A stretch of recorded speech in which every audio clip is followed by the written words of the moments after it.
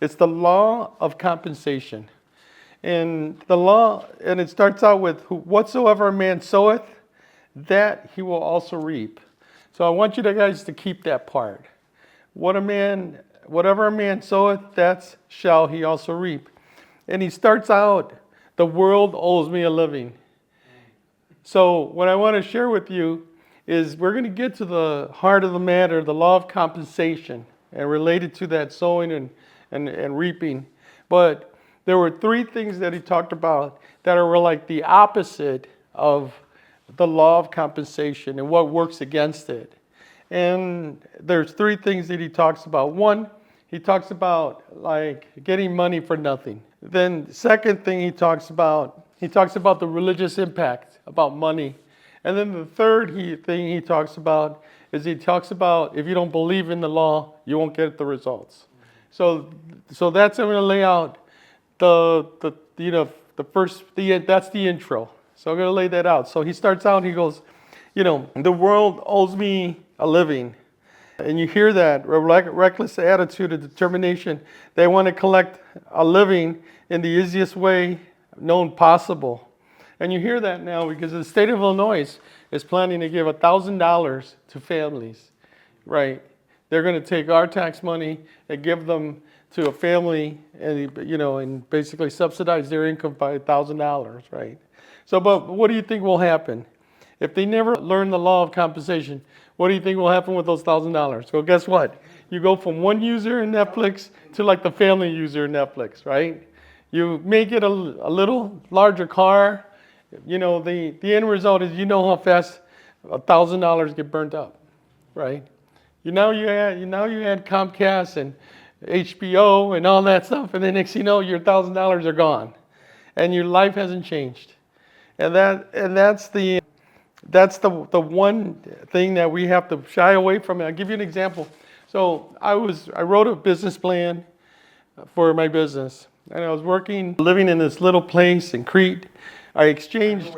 Remember, you probably remember that. So I would cut the guy's grass. It'd take 6 hours, and that paid for the rent for the month. That's how big the place was. It'd take all day. And I remember I was praying to God. I mean, Lord, I didn't even really know God. I was still on my knees, please, Lord, help me build this business. And nothing would like kick it off, nothing. And I was on unemployment. I was on Trade Adjustment Act unemployment, which was unemployment for 2 years, because I got laid off. And so I said to myself, I'll never start this business if I'm on unemployment. And I cut my unemployment, and I basically said I'll either get the business going or I'll starve. And guess what? As soon as I cut my unemployment, I started getting sales. And it's because I didn't realize I was violating the law of compensation, And a lot of times we think we're doing people a favor, but we're not doing them a favor, right? It's not a favor. There is, a need for it to help someone to get over like unemployment but if you get too used to it, long-term help. if you get used to it, then you get used to that standard, right? You get used to that standard. And so the other thing he talks about, that early religious teaching where the justice might be expected in another life, they used to think that the rich and the powerful assumed to be wicked and overbearing and were bound to receive their punishment in the end. And then the poor, unfortunate ones, the wretched ones, who were devoted to their religion, their church, there were sure to be bountiful rewards for the next life. And the promise of heaven in all its glitter was held up to the hope of the attainment of this to make up for their shortcomings. Think about that. That they would consider the rich, they would be going to hell, and the poor are going to heaven. Right? And you get that. You sometimes feel that in the church, right? I felt it as a business owner, that it's like, the saying was in the Pentecostal movement was take their tithes, but don't let them preach, right? That's how it was. Keep it right. I was a deacon at church. The business owners, they put them in the parking lot. I parked cars in the rain. To humble you. To humble you. And so, the thing is that, let me share this with you. You know that Mother Teresa, her charity was the richest organization in the world, richest nonprofit in the world, right? And you know what they would do? They wouldn't quarantine tuberculosis patients. They wouldn't quarantine because they felt that suffering was part of the purification process. And you know what they wouldn't do? They wouldn't dispense pain medications. She wouldn't dispense pain medication. She wanted people to feel the pain. Think about that. That's heavy, right? And you hear and you feel like, oh, you be poor. I mean, it makes you holy. Well, obviously, you know that doesn't make you anything, right? So she didn't give him pain medication. She did not give him pain medication. And do you know, even if you give them pain medication, they're still in pain. They took out my kidney, and they were giving me some kind of drug. I forget what it's called. I didn't feel nothing. And I kept pressing the machine, and put to like whatever 15 minutes. Kept pressing that machine. I said, man, this thing doesn't work. Where is the drugs? I was in pain. So even if mother's raised us, I probably would have been worse if they give me that little bit of drugs. Well, and they did it for making you. Did you like? By the way, did you find God at that moment? Yeah, purified. You know. That's right. That's right. I like that. That's right. You guys. No, the thing is that there's pain when I got a root canal. I always think about Jesus dying on the cross because you know. Right. Well, I didn't curse God, that's for sure. I think I was yelling too much. I'm averaging. And I was not embarrassed either. I'm not proud of it, but I think I'm averaging a root canal per year now, man. Oh, wow. Yeah. So then, if we go to 343, sooner or later we must come face to face with this law of compensation. See, that law of compensation is there no matter what, and if we apply it, we have results. We'll find balance for our efforts of living. And that's the key thing. I mean, for men, it's important for us to produce. It's important for us to use our skills and to get a delivery, of it. I like the part that says here, and inevitably our own comes to us and only what is ours. So I'm not, when I get blessed and I get my compensation, I'm not taking from Bennett. I'm not taking from Jose. I'm not taking from my wife. I'm not taking from the church. That was designated for me, and now it's coming to because I'm applying it. And that's a really good point that you're making. Is like everything that is ours we could attain. It's not like it's a fixed pie mentality, Exactly. right? And it's easy to say. But that's what the world teaches. Yeah. Right. It teaches and we'll see that coming up. But as you well know, it's like, oh, if this person starts this business, this person starts, they taking it for me or whatever. That's the whole thing. That's the anti of the law of compensation, because it's like whatever I got to do is I got to pull it away from some other one. So he talked about in general the law of truth that we're learning. This is basic the law of truth, the whole book that we're reading. And it says the mistake of a schoolboy does not come through wise operation of the law, but they come through miscalculations. And this is what he's saying is that if you apply the law inappropriately or you don't apply the law, then you have to own your own failure, so to speak. Right? That's what he talks about as a schoolboy. These mistakes will continue until he changes the way of the law. He cannot change the law to suit his mistakes, but he must change the use of the law to correct the application. The law of successful living are the same as the laws of science. The supply and the possibility is ever the same in hand. So the purpose of this lesson is to show you that you could use the law to lift yourself out of the place where you are to the place that rightfully belongs to you. There's a place that rightfully belongs to all of us. That's the thing. Everyone has a right place that belongs to us, right? And so if we apply the law, then we could enjoy that. So let's read what rightfully belongs to us. So Romans 12, verse 6 to 8. Who could pick that up? And then someone could pick up 1 Peter 4, verse 10 and 11. Okay. 1 Peter 10, what? 10 to 11. What was the first one? Romans 1? Romans 12, 6 to 8. 6, 7, and 8. Having then gifts differing according to the grace that is given to us, let us use them. If prophecy, let us prophesy in proportion to our faith. Or ministry, let us use it in our ministry. He who teaches in teaching. He who exhorts in his exhortation. He who gives with liberality. He who leads with diligence. He who shows mercy with cheerfulness. So it's there is basically saying whatever our gifts, he wants us to employ it in others, right? That we all have gifts. It's not like we don't. Everyone has a unique gift. So either we're tall, short, like we were talking here. You know, like for instance, Fred, he's an engineer. He knows the electrons and how they operate and how they produce heat and amps and all that kind of stuff. He has a degree in electrical engineering. He also, by the way, he went to West Point. One of the few Hispanics to go to West Point. He had two operation where they took out two parts of his body, and as a result of that, the Army said you can't. You can only take one thing out of you. So he ended up getting a scholarship to Purdue. Became an electrical engineer. Worked in electrical. Worked at a nuclear power plant. Worked at an oil company. So and then he now retired as a veteran. He's working in a nonprofit down the street. This is unique skill set, right? You're in a unique skill. And yeah, but by the way, he's the most militant teacher in the world. He taught me how to scuba dive. And I got to tell you, it was like wax on, wax off with him. You know? Yeah, he's a master scuba diver. He's a master scuba diver. Yeah, we've traveled the world together. Scuba dive in many beautiful places. And he was one of the first to have major camera, underwater camera, like this big, right? It was like a billboard. He would fly down there, like he'd go down there. Literally, the fish would scramble because this thing was coming down. It looked like a old '57 Chevy. You know? Oh yeah. Oh, you do? Yeah, it had these lights, like you know.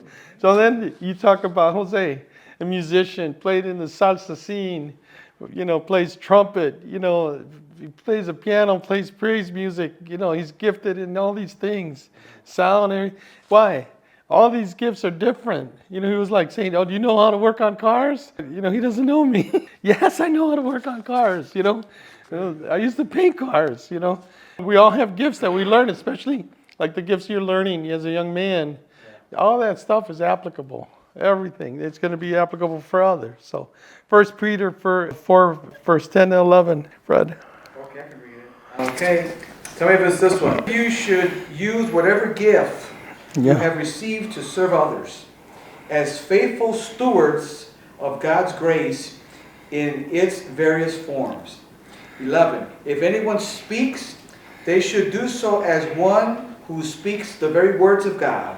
If anyone serves, they should do so with the strength God provides, so that in all things God may be praised through Jesus Christ. To him be the glory and the power forever and ever. Amen. Wow, what a prayer, right? And this basically says, look, that we all have rightfully where you rightfully belong. You have a place, a rightfully place, a proper place for us, the right place. And here's the thing, the right place is where you could enjoy success and plenty. That's the thing. That's the thing. And if you're not enjoying the success and plenty, you're not in your right place. Everyone has a right place, right? And so I remember when I had lost the business, and my attorney, he goes, "Hey, Benny, you lost your fire, man. Why don't you become a Northwest Mutual salesperson? Why don't you start selling insurance? You know, all these business people." I was the chamber president. I knew hundreds of people, thousands of business owners.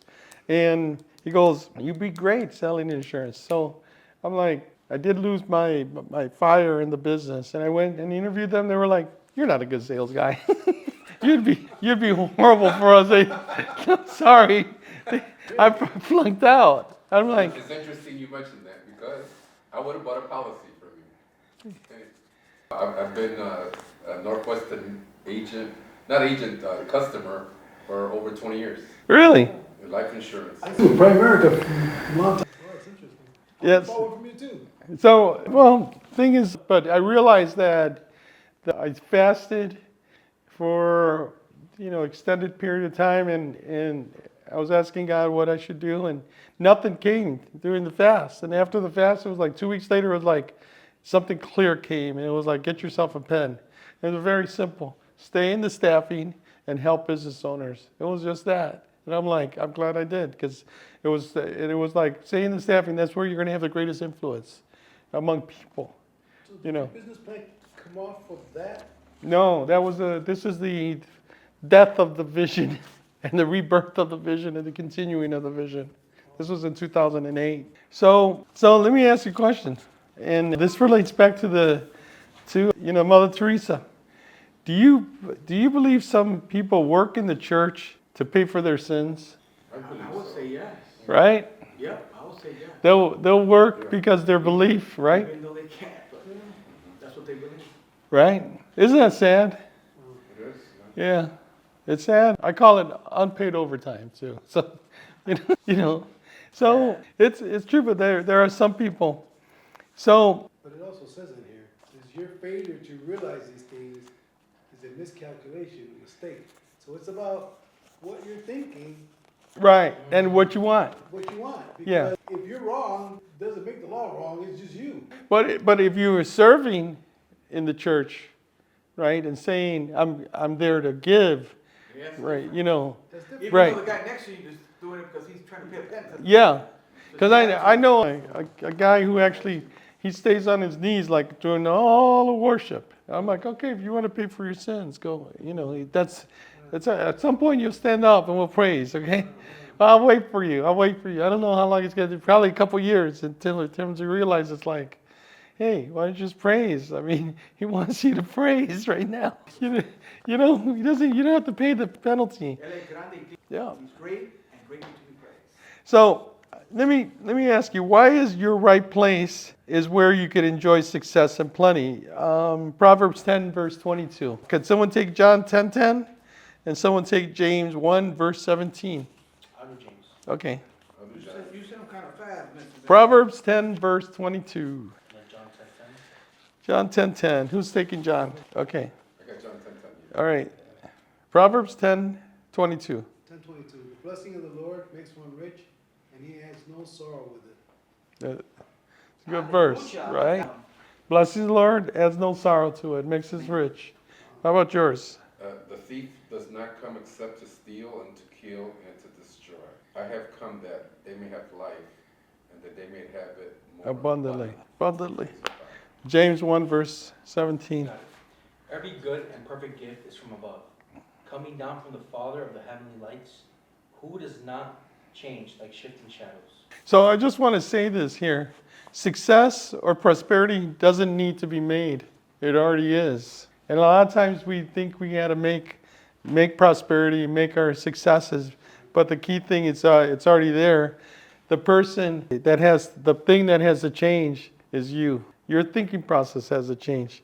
Because if you go down a block, no matter how poor the block, every property, just the dirt property down around here is worth $150,000 a lot, right? Let alone the house that is on top of it. So every lot is worth $500,000. So we're talking hundreds of millions of dollars down diversity alone, right? And you never kind of think about the wealth that's involved in all of this around us that's just going on. You go into a car wash, you don't know, that car wash is $200,000 that just someone put in to wash your car. Right? You never think about it. And yet, it's all where we sit in that seat. We decide whether we want that or not. And the key to every man is his thought, says Emerson. So why do prisoners strive to get the warden's key so that they may gain their freedom to the outer world? So this basically is getting back to saying you gotta want this compensation. You gotta be changing your mind related to it. And if you want prosperity and success, but do not strive to change in any way, how can you expect things to be different? And so, if you want change, you have to operate in the law of knowledge, right? Right. Well, what are we doing in here? This is knowledge. And is this changing us? Well, this is where you're learning the knowledge, but then you got to apply I it. gotta apply, right? Yeah, but is it changing you? But I'm going to tell you, is it? It is, yeah. I'd say it's changing me. It is.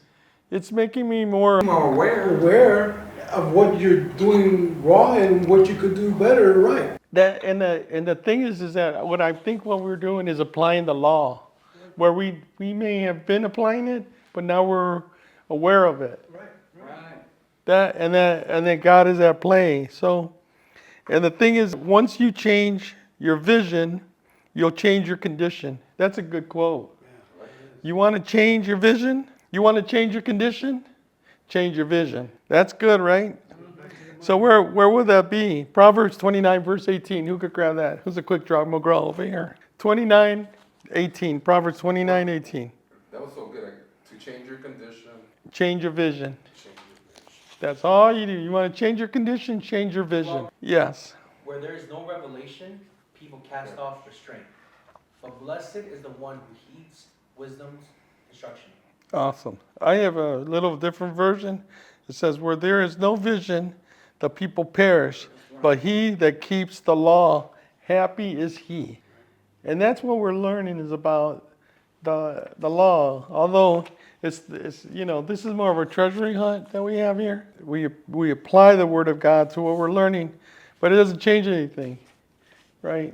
It's just that the law has always been out there, So we're going to page 106. It says so it's interesting that he starts to talk.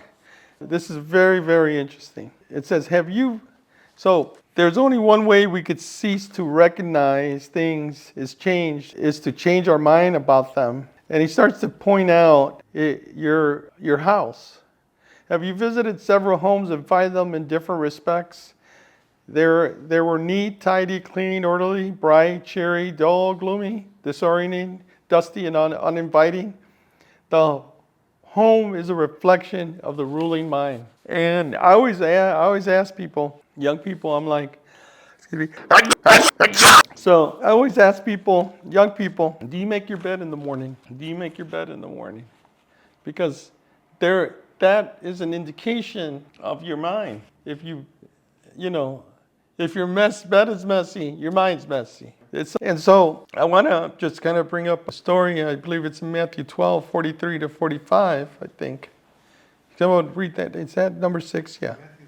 Yeah, I'd like to read that. That's interesting because this is part of my study. You're going to find that interesting. Matthew 12. Verse 12, 43 to 45. Okay. When an unclean spirit goes out of a man, he goes to dry places, seeking rest, and finds none. Then he says, I will return to my house from which I came. And when he comes, he finds it empty, swept, and put in order. Then he goes and takes with him 7 other spirits more wicked than himself, and they enter and dwell there. And the last state of that man is worse than the first. So shall it also be with the wicked generation. So this is interesting that, like, for instance, the key bridge here is related to the neat, clean house. So when the house was clean, the demonic activity left. When it's clean and organized, right? But when he came back, he found it in the last state that was clean and organized. In other words, it wasn't going to be kept anymore.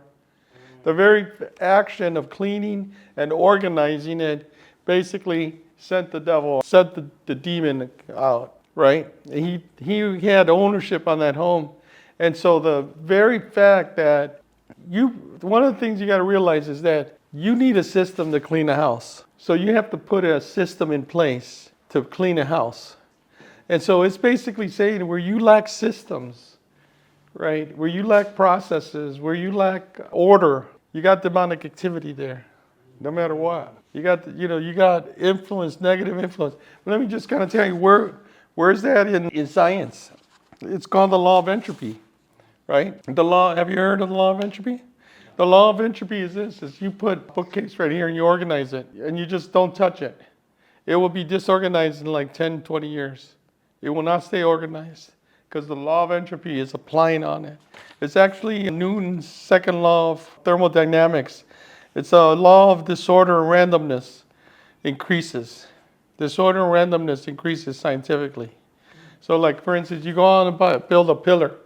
Stones, like some people like put these stones together, make them, So over time, a squirrel come and put a acorn on it and lean this way. Next thing you know, the wind blows on it, and next thing you know, whatever you created, right? No matter, that's why think about the whole world, right? Some of these structures that you don't see that were around here, the law of entropy just wiped them out, right? They're no longer here. Law of entropy is at play. And so that's what I'm saying. We got a physical. You could say it's a demon, and it's a demon woes me, or scary thing.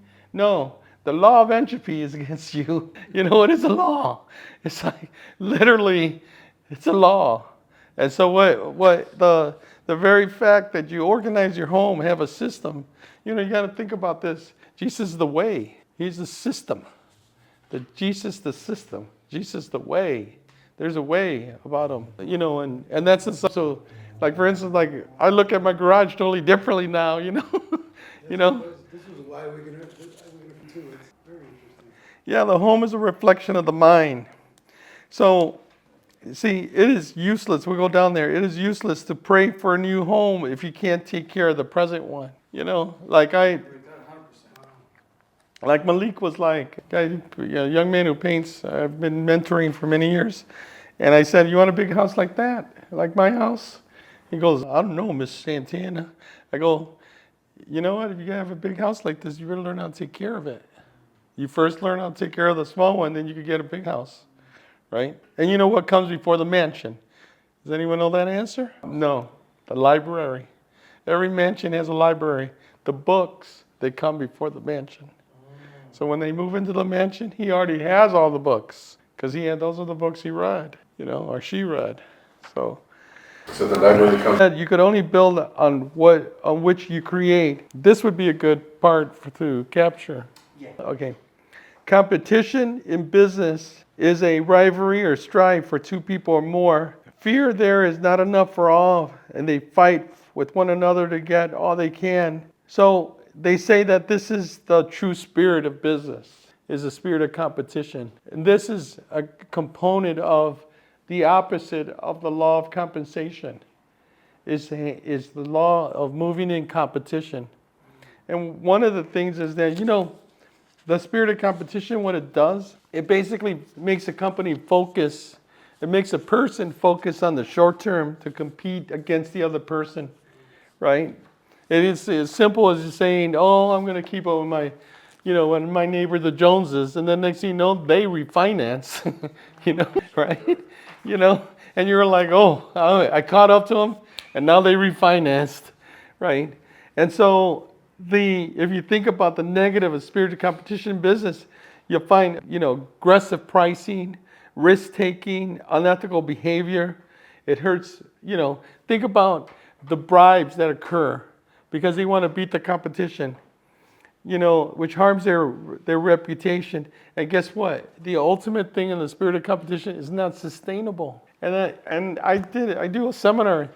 They teach you how you you compete against everything and you don't care. They did an exercise where you do this thing and you end up like hurting other people, right? And you don't even realize it because you just want to win the game and you hurt other people. And then it was like, is that how you're made? Or you realize, no, I didn't want to hurt anybody, but I was made to compete, and it was made to keep the kick ass, right? That Take no prisoners. take no prisoners, right? But that spirit of business is this rivalry, is against the law of compensation. And I'm going to share with you is that small businesses can't compete with competition. The reason why is that small businesses don't have the margin to hold low. When it comes to aggressive pricing, small business can't succeed. They can't be competing against another person. So is that why a lot of them go out of business because they failed to learn that principle? Yeah, like for instance, I saw this sign in Florida: cheapest lawnmower repair. We come to you. I'm like, you're done. First, you're gonna go to them, and you're the cheapest.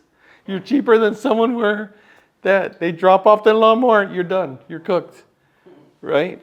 You're going out of business. So the way a company has to not compete. And we always say it's so easy to say the way to compete in business, right? We say that. No, but the way to serve customers is through the law of compensation. It's to serve them, and what you serve comes back. And so, I'm certain that if you conduct your life, which is your business, along the path of compensation rather than competition, you will find it more enjoyable to compare your quality and services to others. Let me ask you a question. How does 4 gas stations exist on the same corner? We were just talking about that. We were just talking about that earlier, Bob. It's a restaurant. How? They have different services and they have different needs for the different people that come in. Yeah. The different restaurants. Right. So imagine this, in spirit of competition, McDonald's opens up on one corner and Burger King on the other. And they basically, on Sunday, they shut the streets down and let the managers fight it out on the corner. No, they don't do that. No. Why? They actually celebrate when they open up another store across the street. Why do you think? Right, I think, right. Right. Well, no, because the pie gets bigger. But the average person says, oh no, you're going to take this, my pie, you're going to take my slice, you're going to take my customer. No. There's plenty of customers. There's plenty of, we're talking What? about- How could? You guys share something that I read online, is when people put vending machines. Let's say Pepsi puts a vending machine, right? When people walk past it, the question is, do I want a Pepsi? But when there's a Pepsi machine and a Coca-Cola, the question is not, do I want one? The question is, which one do I want? And it creates that urgency in people for some reason. Isn't that interesting? Yeah. Yeah, and it's not. Which one do I want? Right. But like for instance, when you go to a restaurant, you see a bunch of cars in there, you jump in there, right? But if it's no cars in there, you're like, Something's wrong with the restaurant. right, right. That's how I think. So it talks about compensation means equal return for which is given. It means a balance of quality and service to the extent to the others. That's the thing, right? That's competition. Equal return for what is given. If you're constantly giving, you're going to be compensated for it. You're going to be compensating for it. But let me ask you a question. Do you expect something for nothing? You know what? Does it make you feel good, please, when you get something without paying for it? And if so, are you violating the law? Your return will always be unsatisfactory. No matter where you go, be willing to pay your way. Have you known some people who hang back when you go out for pay the bill at a restaurant? Yeah, my children. Your children, right? Who else? All four of them. But who else? Dad's here. You know, Back at that, back at that. That's right. you know they like for instance, I remember I took a brother-in-law to eat a nice restaurant, and as we're eating, he has a soup. Then he drops the spoon. Oh, it's too salty, right? And just puts that ugly face on. I was like, you ain't paying for this. By the way, you could order another meal. I don't care, right? And the thing was it was just kind of like, you know how you would feel like you're paying for the dinner, Sure is. and then someone I don't know how to say it in English, but in Spanish, desgraciado. desgraciado. Yeah. Gracia, right? That's a good word. The absence of grace, right? Where it was like, and that, it's like, did he expect something for nothing, right? That's the thing. Do you expect something for nothing? And that's the one thing you got to realize, that if you get into that situation, I regret this. I was in Guatemala, and this lady had painted this beautiful tapestry. I have it in Puerto Rico. And I remember, that's probably the second thing about hunting for a bargain. I remember cutting her down to the point where she almost cried. And I heard to this day that I did that to her, because I was being cheap. That's the second thing. You don't want to be cheap. You don't want it.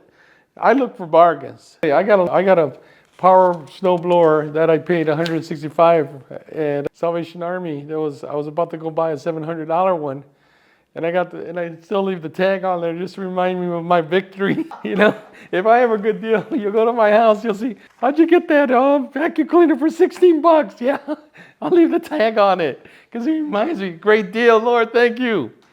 Right? You know what? That's going to the secondhand store or the Salvation Army. That's a good thing. You're saving money. You're stretching the money that you have in your pocket. I have a problem when I go to the Swaparama and you start. I can't do that. So I was going to ask. I don't do what I go in there once. I stop going. Because I have a problem with those. So what's the difference between being cheap? We haven't got there yet. We're gonna get there next. That's the second one, right? Yeah, we're gonna start there now. Well, okay, This is yeah. The first one. Yeah, well, okay. Do you hunt for things? Are you a bargain hunter? Cheap thoughts could only bring cheap returns. And, there's a moment when you got to make do. But then things are never cheap, though, right? When you got to make do, things are never cheap. It's like God comes through. But the thing is, like for instance, I have a person who works for me who's a writer, and he gets paid very good money.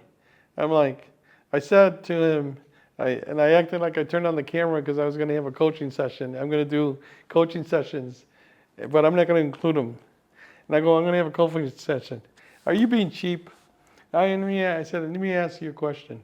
If you use Grammarly, that could be a commercial for Grammarly. Maybe I said, if you use Grammarly, I bet you to save you an hour or 2 hours a week. How much is that worth to you? It's in the hundreds of dollars for him, right? And I'm like, Grammarly is only $39 a month. Wouldn't it be a good deal if you got it? Don't you have other customers who could use proofread stuff? Because I have to run your stuff through Grammarly. Why do I have to run it when you're the writer?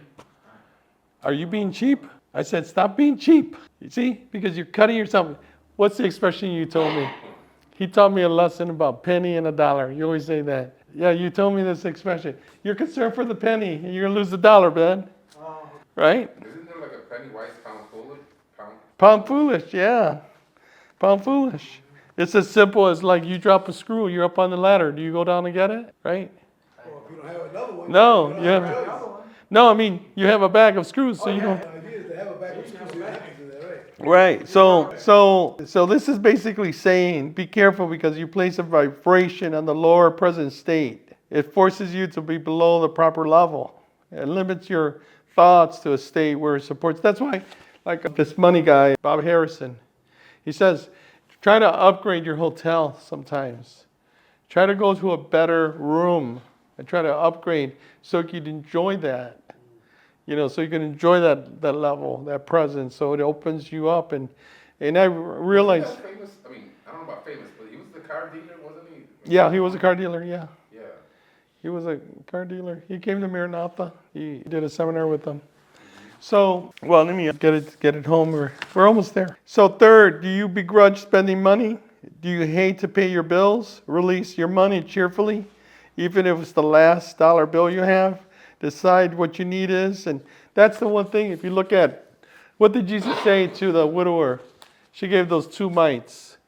Well, she marveled because she wasn't, those are the last 2 pennies that she had, right? And she gave it all.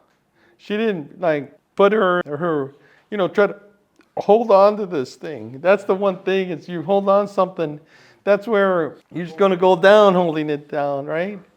So it's the issue is really like holding down on, in those situations, money. It's really hold on to God's word and they have faith. Sherry, I don't know if you ever heard this example, but did you ever see that bad? What is it called? Where it's filled with air. It would float. They had it in the military.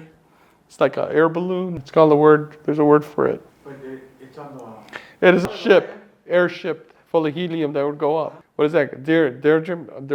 It's what the old ships that would float, the helium. They would fill it with helium. There's old ships that they used in the military. I was in the military, so I don't know. I was in the army. We didn't. 1920. They would fill it with helium. It's a big ship full of helium. It would just float, and they would just like the Goodyear blimp. Right. What is that called? A blimp. Right. Another word. Is that word for blimp? hmm Hot air balloon? What is it? Hot air balloon? Something like that. No, there's another word. It's called dirigible or something like that. Anyway, a blimp. There's a military blimp in the 30s. And so I don't know if you've seen it, it's a famous photograph. These soldiers are trying to hold it down on the blimp. And so as they're holding it down, they're being picked up. And they're like 50 sailors grabbing onto this blimp to hold it down. I don't know if you've ever seen it. You can see it. It's a famous video. And 3 of them are taken up. And the thing goes up in the sky. And there's 3 holding onto the rope. And then basically you see them falling. You see it online. You see them falling, 1930 photograph. One would fall. The last guy would fall. But then the 3rd guy, he didn't fall. He stayed up there. And he was up there, they couldn't get that ship down for 45 minutes. And when they got that thing down, they said, how did you hold on to the rope? He goes, no, I tied the rope around myself. The rope is what held me. I didn't hold on, the rope held on to me. And that's the one thing with the law. That's how we have to apply the law. The law will hold on to us when we understand it, you know? And anyway, that's a good story, right? Toss that in there. It's a good story, but you got to see the video. If I showed you the video, you'd be like, "Oh my God!" Real video? Yeah, I could pull it up here. So anyway, do you begrudge spending? My mom would say to my mom would say to my dad. He goes, "Hey, if you give Bennett $60, it's like you just call him an MF." That's what she would say to him. It's like, "Me entiéndete la madre." You know what that's mentioning? Because Bennett doesn't need $60. That point needs $10,000. You know what I mean? To solve Bennett's problems. Don't be, because he gave me $60 a month, and she goes, "Como me entiéndete la madre," you know, like mentioning your mother, you know, in a bad word. That's what my mom would say, you know. She would tell my dad, "Don't be cheap, bro," especially Bennett, because that's nothing, you know. You know what I mean? That's just a lint. $60 is just made of lint, you know, green bills, right? Because she know the challenges I have, you know, the mortgages I owed and stuff. So it talks about how this guy was holding on to $10, and then when he released the $10, it's like the windows opened up. I don't know, have anyone ever experienced that? Yeah. Yeah, share that story with us then. Want me to share that story? Mm-hmm. I was at AT&T where I retired 25 years, but before I retired, I was moving from I was moving from the telephone side to the IT side as a project manager.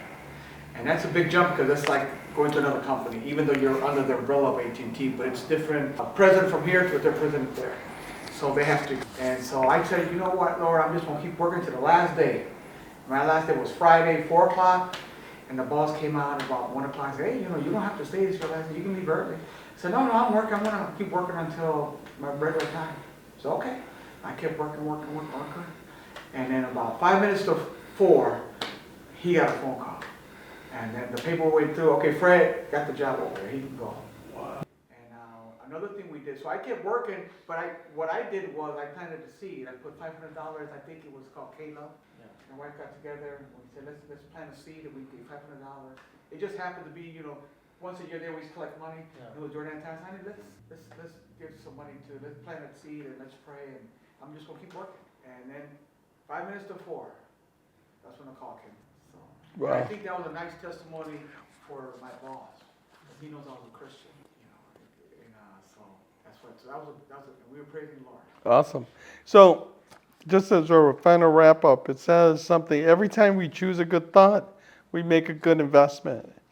And I thought that would be a good hook, because you'd say, and I told that to my one employee that came in Monday. She said, or Tuesday, she had some problems at home. I said, "Hey, I don't want to hear what's going on. I don't want you to even mention the negative." I said, "You want to make a good investment today?" I said to her. She goes, "Yeah." I said, "Invest in a good thought." And she was like, "Oh, Mr. Santana, you're just changing my mind." you know what I mean? I'm like, that. And the thing is that you want to make a good investment, make a good. That's the key thing, you know. So that we are free agents to choose the measure, the method of procedure of our life. The law is infinite, and through all expression of all things are possible to us. Every time we choose a good thought, we choose a good investment. So that ends that chapter. Isn't that good? Right. It's like, so tell me again, give me some feedback on what you guys think about the chapter. Actually, I got another phrase I wanted to share. Yeah, go ahead. It's right at the end. It says, "Only your own can come to you, and be sure that all that is yours will become manifest." It says it is your responsibility. No other person may share it. Your own and all of your own will come to you. So meaning that God's provided that for you. It's just a matter of you wanting it, and it's there for the taking when you want it. Right. But the responsibility is yours. And it's for you. No other person may share it. Interesting. You own, and all of your own will come to you. That's good. Anyone else? When I think about a lot of things you spoke about today, it's like a lot of things just catch up with you with the law of compensation. For example, when people get paid on Friday, you don't get paid for what you did that day. you get paid for the work that you put in before. Mm-hmm. So it's like it just catches up with you. So if you keep on doing the right things, keep on the law, even though you're not seeing the result now, the future you're going to see those results because it's just reality catching up with the law. And that's like I said, you can't keep a good man down, right? If you're constantly moving forward, you can't keep a good man down. They talked about that. Yeah, I think about, pretty much the way that God set up the foundations of like us being farmers. Yeah. Seed time and harvest time and that, yeah, as the word says, his ways are higher than our ways, definitely his compensations are much higher than ours. Come on. We can think or imagine. And that's how we get blessed by giving, because, the world tells us we get blessed by hoarding, stiffing the other guy, or, take advantage of the other guy. Well, if you think about like real estate, that you understand, like there's someone that was selling their home for sale by owner and wanted a comp. And my daughter, I said, hey, call that person, and maybe you could get a listing, maybe not, and he wanted a comp and some names of appraisers, right? And I go, do that. Because that's a ministerial act defined by the law, right? It's a ministerial act. Think about that. Isn't that an interesting word? That the state of Illinois uses that word. That when you do something for free for another person, it's called a ministerial act. But yet, most pastors will say that ain't true, right? That a ministerial act only occurs in the church, right? But yet the state of Illinois, it calls it a ministerial act, does not? It does. Right, when we do something for another, even if they are represented by another agent, and we do something for free, ministerial act. And, if the state of Illinois recognizes that as a thing from God, is that, it uses a spiritual word. And so, if we sow these ministerial acts, it will come back to us. It will. I had a comment in the chapter where we were talking about right thoughts, and we're on earth, we get these negative thoughts to come to us. The Bible says we gotta take them captive, and the Bible also says think about those things that are pure, and this book talks about those good things. So instead of waiting for those bad thoughts to come and you take them captive, you can also do the opposite.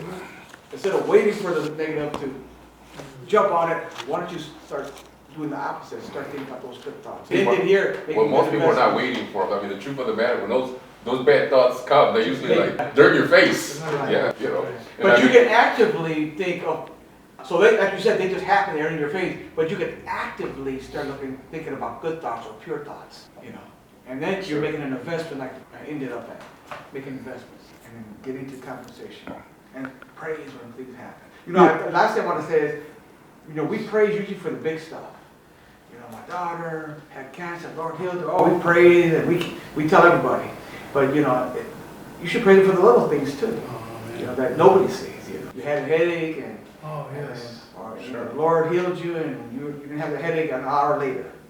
That's true. My dad takes medication. He takes medication. You know what he does? He prays for the medication because he knows the Lord takes the medication. Even take a step further, you can praise him for the things you didn't even know that he saved you from. Like, you praise him because you should have got in a car accident, but he stopped it. Right. And you say, what happened? Yeah, right. Like, thank you, Lord, for the things I don't know. Yes, right. Which are many, I'm sure. Yeah. He knows. But it's interesting, like the whole concept of not taking things for free, right? Not connecting with this religious, thought about money. We can't be held down by even you'll hear it, prosperity gospel, right? That whole word that it's like you're evil, like they just called you a witch, right? If you listen to prosperity gospel, right, or you listen to one of the fathers of faith about seed time faith, or all these concepts, and it's like, no, we need to know that. We need to be encouraged, right? We need to have a mechanism. As it basically says, is that our true place is plenty. Our true place is success. That's our true place. That's where we want to get to, right? That's where the different mindset comes in. This is where the learning comes in. Because some of us grew up. I mean, my mother was poor all her life. So what do you think she's going to teach us? You know what I mean? And so you learn those things along the way. no different than the church, right? You can learn whatever that you can, and so you learn that along the way, and at some point you gotta understand that you gotta change your mindset Yeah. in order to look at things differently and move in things differently, right? And so this is where, you know, the knowledge comes in, right? Yeah, knowledge brings change. That's the Right. thing. Knowledge brings change. So the hope is right. The hope is that the knowledge then turning to action brings change. Just like the library comes before the mansion. Right, exactly. Right. Yeah. You know, that was I like that one. I built my library now. There you go. The end result is like it's only as far as what you could imagine, envision it, of what you would want, what you want to have. There's never too late. When I started at Town Med, they had a statement, and it used to say, let me see if I can remember the right words. I'm probably mess it up, but I'm going to give you the paraphrase. It says, what the mind can conceive, it can achieve.